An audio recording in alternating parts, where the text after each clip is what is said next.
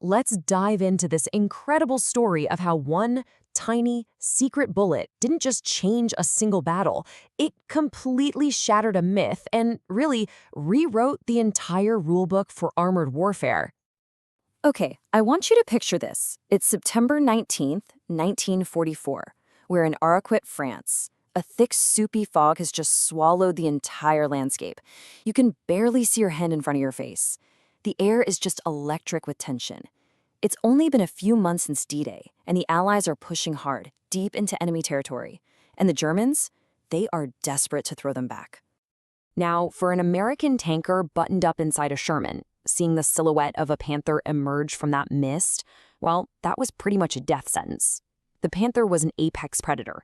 Its gun could kill a Sherman from over a mile out, but its own thick, sloped armor, it could just laugh off American shells. It was a completely lopsided fight, and almost always, it ended in flames for the Sherman crew.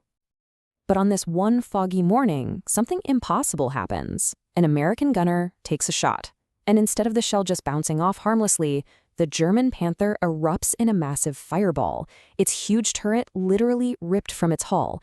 This just wasn't supposed to happen. So how on earth did they do it? Today, we're going to uncover the secret weapon that made it all possible.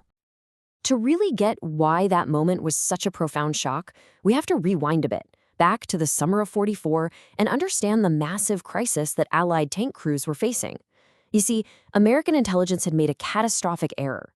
They thought they'd run into a handful of Panthers. Instead, they found hundreds of them, and they formed the steel backbone of the German Panzer divisions. And this chart right here, it lays out the brutal, unforgiving math of the problem. The brand new American 76mm gun could punch through about 109mm of armor. Sounds pretty good, right? Well, the Panther's sloped front was effectively 140mm of solid steel.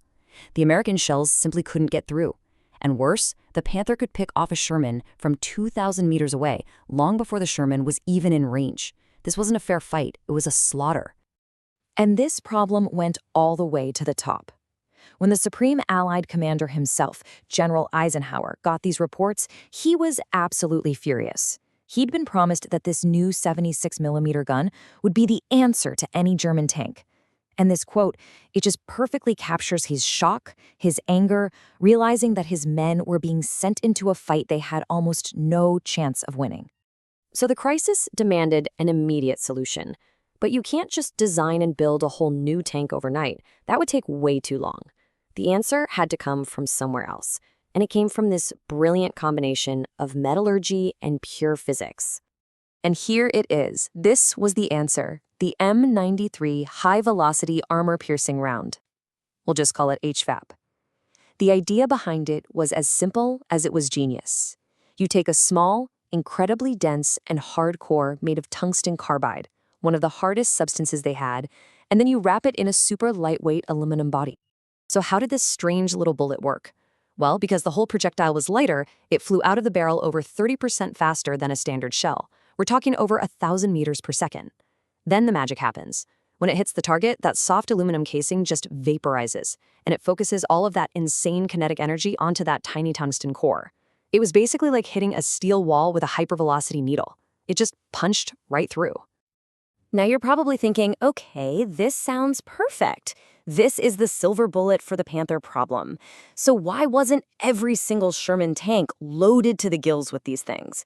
Well, the answer wasn't a failure of technology. It came down to global resources and a massive logistics headache. You see, the key ingredient was tungsten.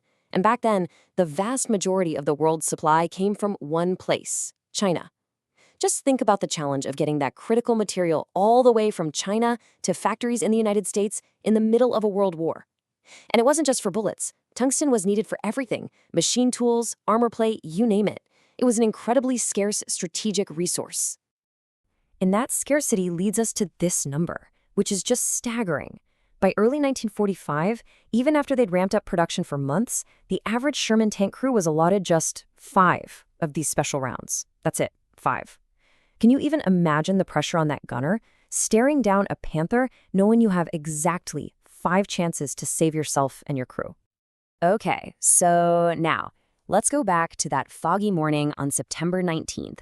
Let's see what happens when you put this scarce, high-tech, secret weapon into the hands of experienced, veteran tank crews.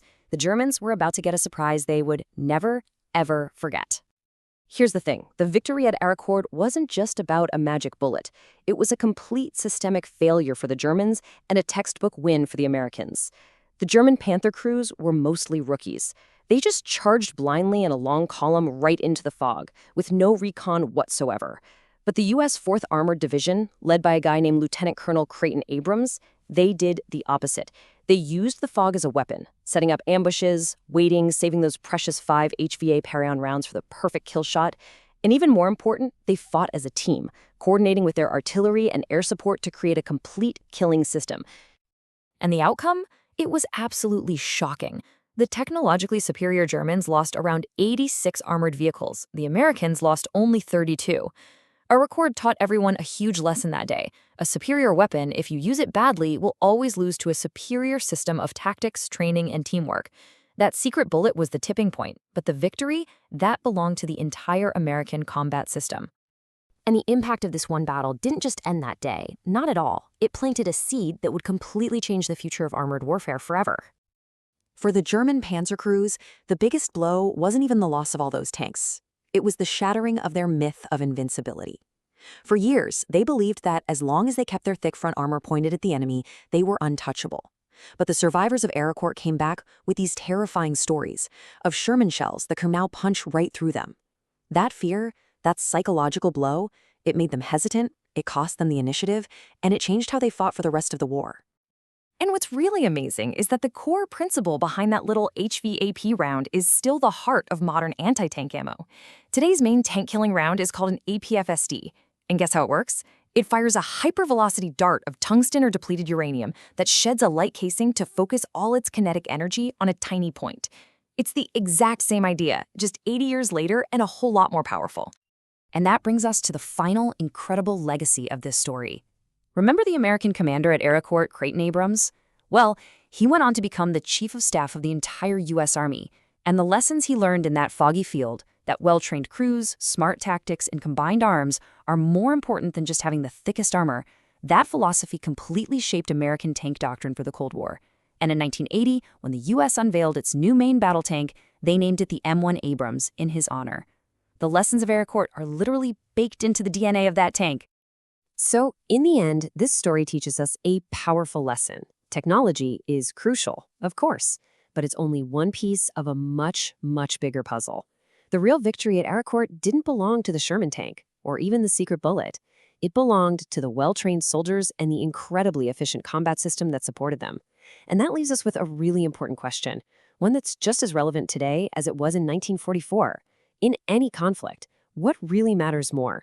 Having the most advanced weapon, or having the superior team, the superior system that knows how to win?